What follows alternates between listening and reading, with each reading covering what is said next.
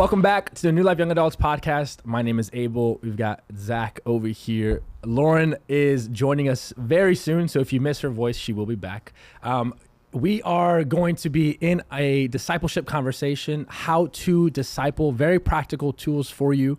By the end of this conversation, we hope that you would leave with a confidence and an empowerment to go and make disciples and to know maybe how to do it a little bit better or to start doing it yourself. This is a part of a 3-part conversation that we've had on discipleship now, a very fruitful, for me personally, and like just a great conversation in and of itself. The first episode was just like kind of theory and big picture on discipleship. What is discipleship? What does it mean in the context of Christianity? So if you haven't tuned into that, go check that out. And then the second part was kind of like trying to go into the practicals of discipleship and mentoring others. But we kind of just talked, again, more like big picture stuff. And this time around, we want to get more into the practical side of discipleship. Yeah, sometimes we get so passionate about the topics. It's so easy to stay up here. Yeah. Like sometimes we just love to live up here, but it's like, okay, how do we make the rubber meet the road? And actually, like, how do we do this? Give me the value, Zach. Give me the goods. How do we actually disciple? So, yeah, we're gonna be talking about that. Something that Zach and I have been really like diving into recently. Something called relational discipleship. So, Zach, if you want to tell us a little bit more about that and kind of how that came about.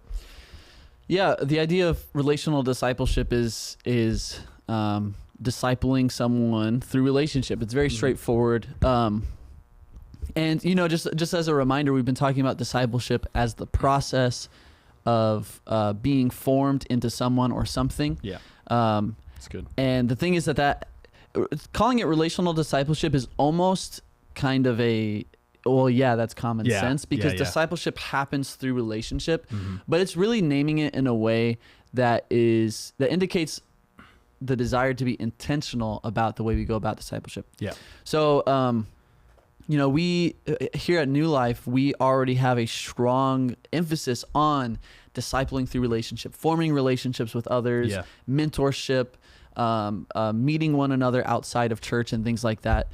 But Abel and I, like he was mentioned, we have grown to appreciate it even more so as crucial and important for this time, especially for young adults and those of us who are younger generations, because we desire and value authentic relationships. Yeah. We value connection. We value all these things. And that's the way that we will be able to really make an impact and reach one another. So Abel and I went to this kind of a conference. It's technically a summit with this organization called 10 by 10 collaboration. It's a collaboration of different organizations, ministries, researchers, scholars, all these things that are looking to reverse the decline that we see in people's faith, in young people's faith. There's a really strong statistic, and I'm sure many of us have heard it before. Young people are leaving their faith behind, especially when they go into college. And that number is up to about 1 million per year. Yeah. People leaving their faith. Yeah. And that's an alarming thing. That's an alarming statistic, especially if you are working with teenagers, working with young people who are, or you yourself maybe have experienced it yourself. You're walking away from the faith. You're questioning of different things. And their research, 10 by 10's research, has indicated that the way that faith gets retained, the way that faith gets revived, the way that faith gets deepened so that it does not get lost, is through relational discipleship, forming intentional relationships between young people and people older in the faith, who can live real life together, who can model authentic pursuit of God together, who can model failure and how to navigate failure together and things like that. So can I add a sidebar real quick? Yeah. Just in a little bit of a sidebar to the people who are walking away from faith. What research is showing, and honestly just personal experience talking to people, is that they're not really walking away from, they want an authentic relationship with Jesus. Like, people are like, that's why like witchcraft and all this like stuff is so big, spirituality is so big, and especially in Gen Z and in millennials and younger is because people are like thinking in a spiritual way. What people are walking away from, which then unfortunately harms their relationship with the Lord, is people are walking away from like traditional, like whether it's stigmas or it's like, I guess I don't know the language to it just yet, but like they're walking away from a false Christianity. But while they're walking away from that, they're walking away or they're deconstructing from everything of the faith when there are good things in the faith, primarily a relationship with Jesus, right? So just to like kind of sidebar that, like, it's not that people just want to walk away from Jesus. They're walking away from people who don't represent Jesus well. And it's not that we have to be perfect, but there is like a level of like authenticity what's the opposite of authenticity? Inauthenticity. Inauthenticity? Yeah. They're walking away from that. So yeah, people are spiritually open, but religiously suspicious, right? And hesitant. Come on now. And that's a really interesting thing because there's lots of things that are vying for spiritual offering to meet that spiritual need. People are searching for spiritual encounters, but they're not getting it at church because they go to church and it's this structured, impersonal, abstract kind of thing that doesn't speak to their real lives or give them real relationships. And so, or worse, they think it is it is like doing something for them, and they think they're good because they're just coming on a Sunday morning. Right. Yeah. So we believe that the cure for this, and we believe this is modeled by Jesus. And like we said, this is a new idea. This is we're just realizing even more so how much we can grow in this. Yeah. Is the cure for all of this is real relationships. Yep. We have a relational God who, through the Trinitarian, God of Father, Son, and Holy Spirit, we see perfect harmonious relationship, and then we see the desire for relationship in creation, and God creating for the purpose of relationship, and all these things. We could get all deep into that, but like we said, we're not going to get stuck in the theology and the abstractness. We want to get practical. Yeah. But that's the heart here. So we believe strongly in relational discipleship. And so the question is, how do we go about that? How do we, as we are looking to be discipled ourselves, like we talked about in our first part, how practically do we begin to take steps to look out to others and enter into relationships where we are pouring into other people?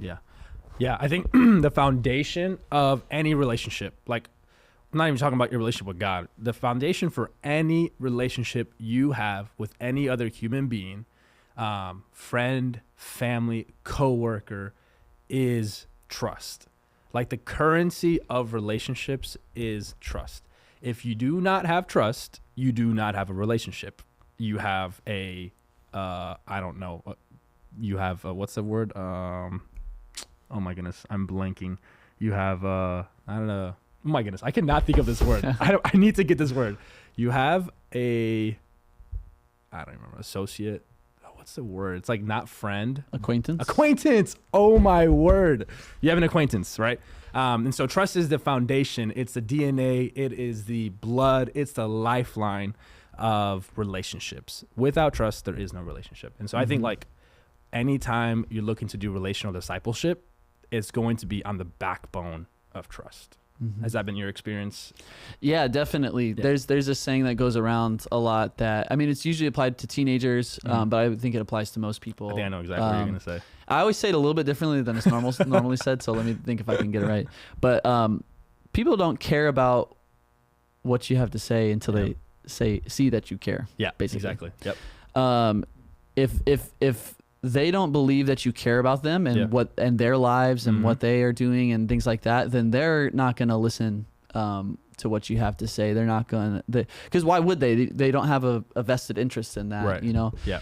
And so I definitely think that's true. It's what I've seen in my relationships. Yeah. Because when that trust isn't there, then it just becomes this kind of domineering, like, let me tell you what to do. Let me tell you what's right. Let me tell you how you're wrong in all these areas. And I don't like it when people do that to me. Yeah. But as soon as I know someone loves me and is saying, hey, here's what I've seen in you, I want to pour into this, or here's what I've seen in you, and I think we need to grow out of this, because I love you Yeah. and I don't want to see you go down that road. Like Yeah. that goes so much deeper than anything else. Yeah. Yeah, So that's trust, good. I totally agree. Yeah, trust is huge. I was even thinking as you were saying that, the relationship that develops between a parent and a child, in a healthy connection, the child sees, oh, as they're growing up, my mom and dad care for me. They care about me. They, brought me to this world. They see me. And so, of course, I'm going to then trust what they say. I'm going to let them influence me. And so I'm just thinking of even like at our most foundational relationships in our family, like there's trust there, right? And that's why there are such great wounds that happen in our family's dynamics, because when trust is broken in family dynamics, it really cuts deep, because these are people you've been around for years, right? And so in that relationship, that equity is so deep that when there's a breach in trust, it can really harm and really do damage. But yeah, so trust, right? I tell, our leaders that if, kind of going back to the quote you said, Zach, if they don't like see that you just value them as a human being with dignity and worth because they're made in the image of God, they could care less about what you think. If you don't spend time getting to know them, building that trust, if you're not getting curious about them, you can sit down, and this is New Life language, and go through Blue Book with them, right? And you could have all these conversations, and they might listen to you and spend time with you in those conversations. But if they're not seeing that you value them and that trust isn't being formed, you're getting nowhere with them. You might even be pushing them away further because they are seeing your inauthenticity, and they're seeing that you're not, you care about maybe a statistic of someone getting baptized, but you don't really care about their life after the baptism. Yeah. That's really good. So if you're thinking, where do I start with discipling others? Where do I start with pouring into others? The first thing you do is you build trust. And which is really just another way of saying you're building a relationship. Yeah. You're building a relationship, you're building trust, and that happens over time. Yeah. And that's something just to keep in mind before, or even let's say, there are multiple ways you can get into a discipleship relationship. It could be that like maybe you serve at church and you're assigned to disciple someone. Yeah. That's one way that happens. Another way is that the relationship just naturally builds up and you're like, hey, I want to pour into this person more. But either way, the way to go about it is through relationship. Even if you're assigned someone at your church or something, the first thing is not to go through a program. The first thing is to build connection. Yeah. So that whatever like program you have to do or book you have to go through or whatever that is. And here's why, because the book itself, the curriculum itself is not discipleship. No. It is the relationship. Yeah. Is the discipleship part. And then answers and questions and things like that come through that, so the books, the curriculum, those are all tools to help structure a relationship. But it is not the relationship. It is not the, what discipleship is only, Yeah. That's why there's so many books and so many different things. Right. Yeah. It's the relationship, man, that relationship. And here's another tool for you. If you're wanting to get serious about, relational discipleship, ask questions, like get curious, ask good questions, be attentive, make eye contact. What is your body language saying? Like, I'm just giving you guys like just a bunch of like, this is a fire hydrant, but this is all things that I'm thinking through when I'm having conversations with people. What are my questions saying? What is my body language communicating? Where's my eye contact? How are even my body? How is my body positioned? If I'm like looking at you, but my body's like this, and I'm like, what is that telling you? I want to leave the conversation. But if I'm here, I'm focused, I'm here with you, I'm getting curious about your life, I'm getting curious about your story. What is that communicating to you? Well, that's communicating that I'm committed to you. I want, in this moment, you have my full attention. And so I think some of us are just bad at like building relationship, and maybe we just don't know how to. We haven't been given the tools on how to do that. Maybe you just don't naturally have the personality to do that. That's okay, because you can grow in this, right? And there are tools to grow in it. It's a skill for sure. It's a skill. It's a craft. And so yeah, those are just a couple little like tools and tips. Like, make that eye contact, get curious, ask good questions, stop talking so much. Please. As your opinions are great. Coming from people yapping on a podcast. Yeah, But, please stop talking so much. Yeah. Ask more questions and listen well. Practice some active listening. Yeah, active listening is the term that's most often used for what Abel's talking about right now. So if you want to look more into that, you can Google that and how to active listen, like different things like that. It's a beautiful skill to develop. It applies to every relationship in your life. It helps people to feel seen, to feel known, to feel loved, and that's what we want. So how do you think empathy plays into this? Yeah, empathy is really interesting because empathy is entering into the feeling of the person you're talking to, the suffering, the happiness, the whatever the emotion might be. The interesting thing about empathy is that might be very different than what you're feeling. Yeah. The thing that people are feeling emotions about might be something that you feel is silly. I remember once at a youth retreat, we opened like the group up for prayer and like, hey, like, let's just pray for one another. And one of the kids was like, one person was like, hey, I lost this close family member. One person was like, I'm struggling with this. And then this one, I don't know if I should share this on a podcast actually, but this person says, would you pray for my goldfish that died? Yeah. And empathy in that moment was not, because in comparison to all these other prayer requests, these very serious things, that felt a little trivial, to be honest, And I saw some students like tempted to like laugh. Yeah. But I was so proud of everyone. No one did. And because everyone practiced empathy in that moment, said, even though I don't know this goldfish and that goldfish doesn't maybe mean anything to me and it seems light to me, I know that this feeling is very real for this person. And so we were able to empathize, to enter into this student's kind of pain and to sit with them in it. So empathy is super important because sometimes it's different. You are called to enter into emotions that you are not necessarily feeling. And so it's kind of asking questions allows you to hear more from this person's perspective. Hey, I know that you're going through a breakup right now. Let's process through this. Like, what are you feeling right now? Or how have you been? How has life been since then? Or asking questions that allows the person then to open up, to process what they're going through. And it is an invitation for you to sit in that with them. And it's super important because it shows, I think it's ultimate. That's the ultimate Christ-like thing to do. Christ, who entered into our world, who entered into our suffering, who entered into all of these things with us. Like, that's what Christ did. And so by empathizing, we are imitating Christ by sitting with people in whatever they're going through, even if it's celebration too, like saying, I had an off day, but I see that you're celebrating this or that. Let me celebrate with you. Empathy is super important because it's one of the ultimate ways for people to feel seen and heard and loved. That's really good. I'm not even adding to that. As a matter of fact, go ahead and rewind that 3 minutes and listen to that again because that was really good. Don't miss where we're at, right? We're talking about discipleship, how to practically disciple.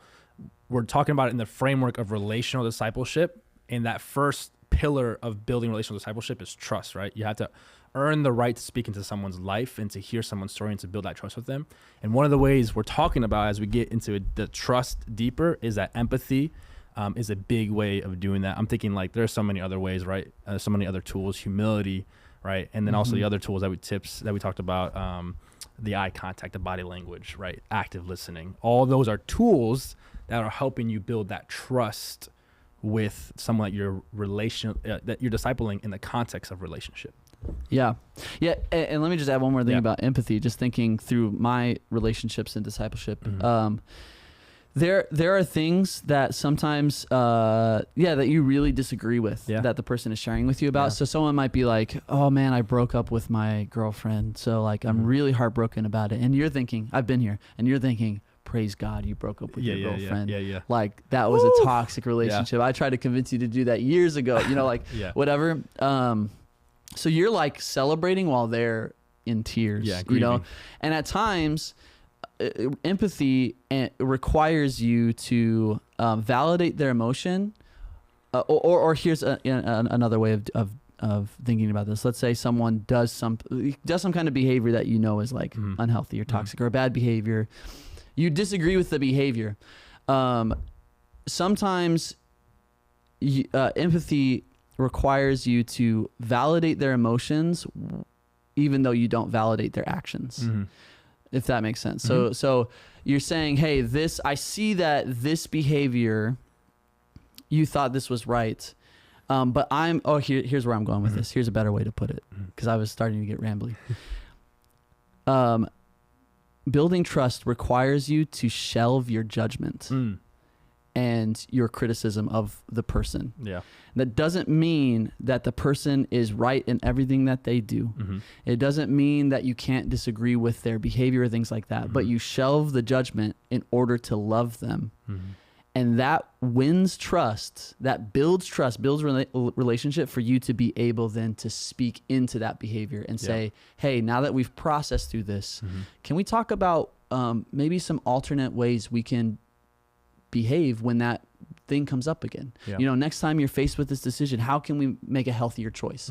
And so that's part of building trust. It took me a minute to get to that, but that's where I was trying to go. Sometimes you have to shelve your judgment because it'll come up. There are things that we disagree with that people do, and it earns trust. It wins trust to not judge them for it, and to show them, hey, this is a safe place where I can air all of my stuff, not just the stuff that they agree with. Yep. Totally.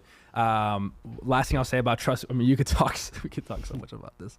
But last thing I'll say, little just story that I read this morning in the book that I'm reading, all about forming. It's a youth ministry book, but anyways, I won't get into it. The story, the student reaches out to the small group leader, and the small group leader thinks he's going to confess this sin of like having sex with his girlfriend. And so he starts to prepare himself mentally, jots down some notes, some scripture that he present, and then they go out to breakfast. He then just like assumes that the kid's gonna tell him this, and just goes on and tells him the scripture. And actually, the student tells him this, that he did fall in this way. The leader then goes on and tells him all the scripture, his notes, his thoughts, lays it all out for him, right? And like, here's what you should do better next time. This, that, right?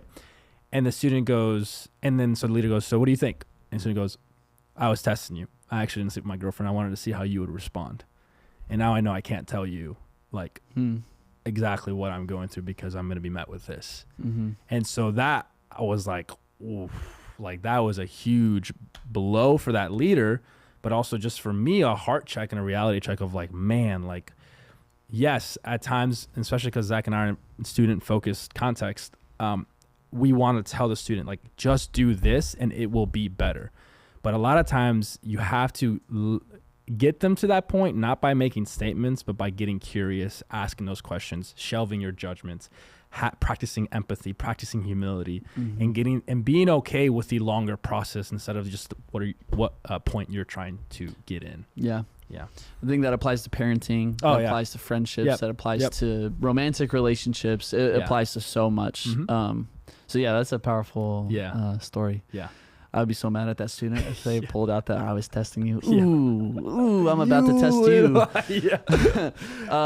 It's great. Okay, so building trust. That's a great foundation. There's a lot in that. So what's next? What should we talk about next? What does it look like to, what is a disciple, when you're walking through, when you're in a relationship with someone and mentoring someone, what does that look like for you? Like, what does that look like practically? How often, like, do you schedule that in? How often do you meet? What do meetings look like? Do they have to look a certain way? I think for different relationships and different contexts, it looks different, right? So, for example, here at New Life, we have these next steps books. The first one is for a new believer or unbeliever, and you're walking them through faith, repentance, and then getting baptized, right? And so those tend to be a little bit more structured. So I have a couple students that I'll meet with, either throughout the week or on a Sunday morning during service, and we'll talk through that book. But I'm building. I don't even get to the curriculum until like we've had a 10-minute check-in conversation. How was your week? Tell me about what's new, what's going on. So those are more structured because there is an end goal in mind. For other relationships and other relational discipleship discipleship relationships. It can vary. Sometimes it's like a once a month thing, or depending on how frequent the person wants to get together, it can be once every other week. But I think it's important that there is a good amount of time set, right? Like you can't accomplish the same thing you can in 30 minutes versus an hour and a half. Like in an hour and a half, you're going to get way more time to just have conversations, connect, right? Get to know the other person and all that. So as far as like frequency goes, it depends on what the context of the relationship is. In a student ministry context, it's much more structured versus like if I'm mentoring somebody, discipling someone who is like a young adult or a friend or whatnot. It can be like, sometimes it's like more than once a month. Sometimes at the very least it's once a month. And I have 3 guys that I'm like intentionally pouring into and mentoring and shaping and discipling. And with them, it's once a month for sure. And sometimes can be more than that. So yeah. How about you? Yeah, I agree with that. All of our schedules are different. So it just looks different. Yeah. When it's structured, I always, ask my leaders, in our ministry to, if you can't do weekly, that's okay. If you could do every other week, that's great. If you do once a month, that's not as good, but that works if it has to happen. But yeah, definitely once you're into like a young adulthood and an adult, that gets different because sometimes you're more flexible with your schedule and sometimes you're less flexible with your schedule. So your calendar becomes really handy. The really important thing is like consistency in whatever setup you do have, and making sure that the person is not forgotten. And, just as an example, like Abel and our producer Esto and we've been trying to plan a movie night together. This is just hanging out. Yeah. But man, things keep getting in the way, and we are not, like, it is not working out. Yeah. Now, what often happens in situations like that is Gets dropped. It just gets dropped. Yeah. And we're never gonna watch a movie together. It's not gonna happen. Yeah. But if we're intentional and say like, no, we're still, even if that didn't work, we're gonna find another time that works. Then it's gonna happen. So you just gotta be. Oh man, the word that's coming to my mind is tenacious. Tenacious. We were having a pre-podcast conversation. You gotta have like tenacity to pursue it. Yeah. To pursue the relationship, to let that person know, hey, this is actually really important to me, and I'm not gonna let this fall due to my other commitments. And maybe you gotta move things around. Maybe you gotta get creative. Yeah. But being intentional is very important. Yeah. Man, practical tool. Get your calendar right. Set your priorities straight. Like if you do want to step into relational discipleship relationships, you need to create time and margin in your schedule. So maybe there are some things you have to say no to before you can say yes to somebody. Maybe that looks like shifting an extracurricular activity, whatever it is. Maybe you play pickup basketball, or you do you're part of some sort of community, and you'll just, you're going to have to say no to some things to say yes to other things. Don't say yes to everything. Do not do that to yourself. Do not put more on your plate and bite off more than you can chew because you want to say, you're a yes person. You want to say yes. On the other hand, don't not do it because you're too scared to do it, or because you're fearful, because you're like, I don't know all the right answers. I haven't read every book in the Bible. I've only been following Jesus for 10 years. I don't think I can actually do this. That's a joke, because some of y'all have been following Jesus for a long time and have yet to make one disciple. So on the other side, don't be too fearful because you don't think you have the skills or whatever it is. But yeah, say no to some things. Yeah. Maybe you can even invite that person into your extracurricular activity. Yeah, there you go. Or like something in your life as well. Yep, it can be hard to find time. So maybe you're like, hey, I've got basketball with some buddies. Yep. And I do it every Friday. I'm not willing to let go of it. Yeah. Are you interested in basketball? Right. Oh, you're not? Okay, well, maybe we just meet right after basketball. Yeah. It's like so good. You're just getting creative and thinking through those things. Hey, let's go. Do you need groceries this week? I need groceries this week. Let's go talk in the grocery aisle. Yep. Yes, that affects what you're able to talk about, but that's still important time, because I think really what we're talking about when we talk about discipleship is, I hate this phrase, but a lot of churches do it, use it. They say life together. doing life. Yeah, doing life. We just do life together. I love the phrase "life together." Doing life feels, I don't know, it's just weird. Yeah. Just a little cheesy at this point. A little cheesy, a little bit of a, what's it called? Gets on my nerves. What's it called when there's like the small thing Ticks. that a pet peeve. Pet peeves. It's a pet peeve. But there's truth to it. Yeah. What we see Jesus do is he invited his disciples into his life. They were together, like they just existed together. They lived together. It wasn't just structured teaching the whole time. It was living life together. And I think it's an important aspect of all of this is, we want structure because we often forget and we're not super good always at like being intentional. So the structure helps us with that. But it's really about life and living life together and processing life together. Yeah. And that's why you're able to disciple others even if you don't have all the answers, because it's not about answers. Right. It's not. It's about living faithfully together and modeling that. And that's why you can disciple someone who's years older than you because you're processing life together with them, and you might be a little bit further on or have a little bit more experience in your walk with Jesus specifically. But you're still able to walk with them wherever they're at. I mean, typically it works one way. Hey, here's an interesting question. I feel like people don't talk about this a lot. It feels like there is with the disciple and discipler, it feels like there's some kind of like power dynamic and authority dynamic there. How do you think, maybe we can just process this together right now. Yeah.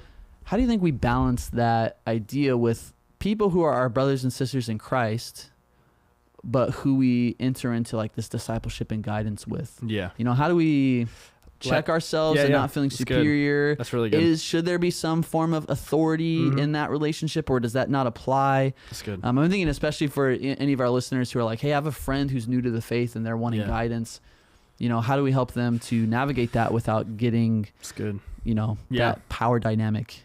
That's really good. I think some initial thoughts that came to mind when you said that was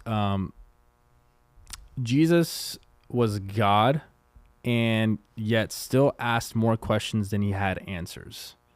And so what that tells me is that I don't need to have all the answers. And typically what happens in these relationships is that your ego gets fed and you think you have all the answers. And so you start to just spew nonsense and you give your advice. And one way to check that power and to check your heart is to come in with a posture that I'm not here to give you answers. I'm here to ask questions, share with you my life experience. And if at inappropriate doses, giving advice or giving counsel, but not just going in there and just giving everything, all your 2 cents all the time, right? And so I think that's one way, like ask more questions. That'll check the power in the dynamic. Get vulnerable. Like one of the best compliments that a student gave me as he graduated high school was, he told me, I appreciate that you didn't pretend to be perfect, but you pointed me to the one who is perfect. His words, like almost word for word.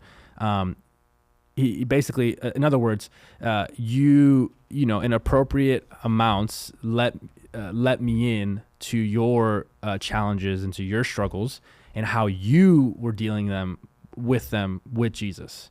And so I think that when you don't put on the facade, take off the mask, and you actually let people in, they'll quickly realize. I can't tell you how many times people be like, you've struggled with that? Or, wait, you've thought that? Or what? Wait, you've done that? And it's like, I'm like, ooh, did you think I was God? Like, I'm a human being, And so I think those two, right, getting curious, not coming in with the answers, and also letting people in will check that power dynamic, check your heart. Yeah, that's good. I think another thing that helps is releasing your idea of what the person should be, what it looks like for that person to grow. Yeah. And, Dietrich Bonhoeffer talks about that in his book, Life Together. He talks about how like sometimes these relationships go poorly because we impose our image of what this person needs to be. We have an idea of what we think Jesus should form this person into. Yep. And then when they start to veer off that a little bit, we can kind of respond in unhealthy ways and kind of assert like, oh, we can get critical. We can kind of do all these things. So being willing for Jesus to have a different image, we're discipleship is forming people into Christ's image, not our own. Right. And we hope that our influence does model who Christ is. Yeah. But what that person looks like to reflect Christ might be different than than how you reflect Christ and how you think they should reflect Christ. Does that make sense? Yeah. Like, totally. so releasing that and having humility in the relationship and saying, hey, we are disciples who are pursuing Jesus together. And there's this idea of like, we're all beggars pointing other beggars where to find food, where we found bread.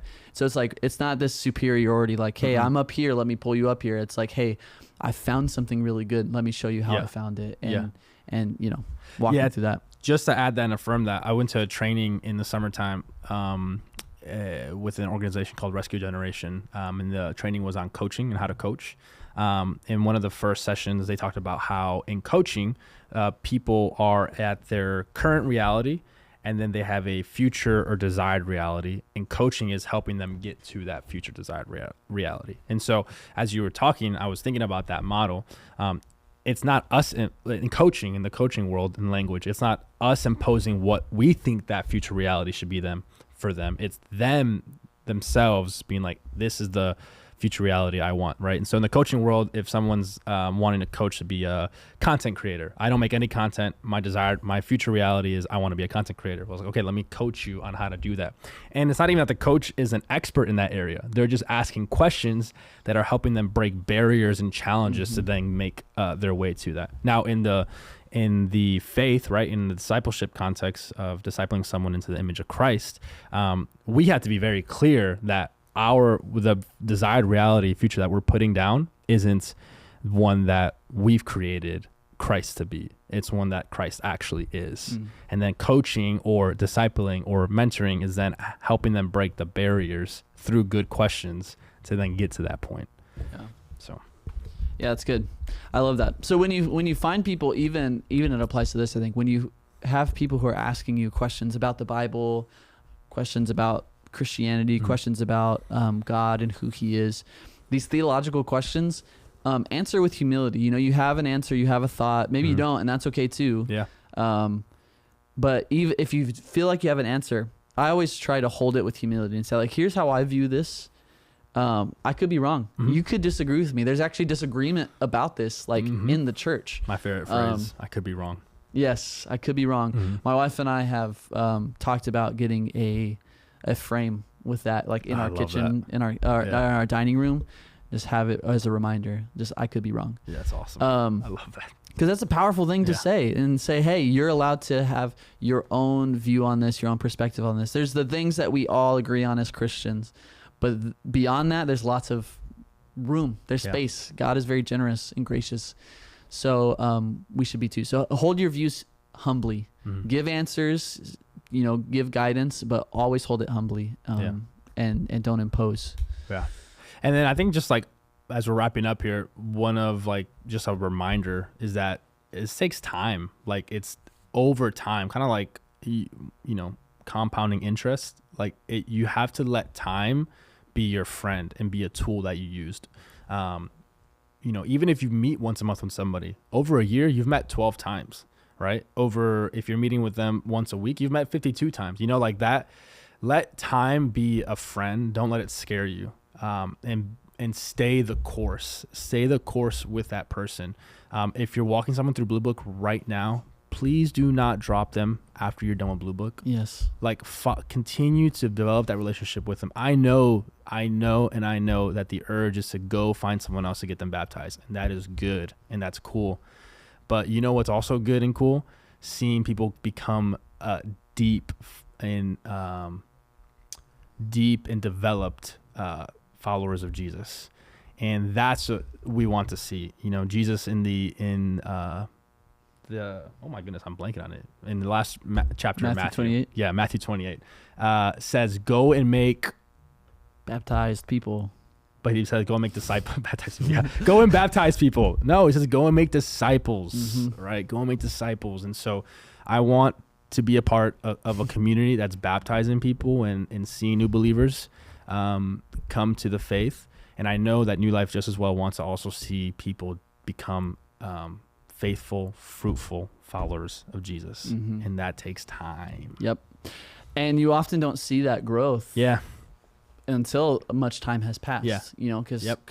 it's a growing process. It all takes time. It's much harder to measure, Mm-hmm. which is part of the reason why it can be challenging. And I think that's why a lot of people do get dropped off after baptism, because that's a big evidence marker Yeah. of, hey, we've reached this milestone. Yeah. We've reached this point of growth. It's big. It's triumphant. It's the person shares their testimony often if you're at one of our New Life locations. We almost make it seem like the finish line. It's almost like the finish line, Yeah. when really It's literally the book is called Begin. Yeah. It is literally the starting line. Yeah. That is the first step. And we're dropping people Yeah. before they fully developed into disciples. And Mhm. so we have a bunch of baby Christians running around. Yeah. But it's not their fault. It's Yeah. because their mentors keep dropping them. Yep. So yeah, stay true, the course. stay committed, stay over time, and hold things humbly and take the broad view of things. Cool. Mhm. Well, we hope you enjoyed the conversation. You got value out of it. You feel empowered. You have some practical tools to go and make disciples. Remember, we want trust being built in relationships. It's going to take time. Stay the course. Practice empathy. Practice humility. Practice active listening. We'll see you next time as we dive into another topic, but we will talk to you soon. Peace.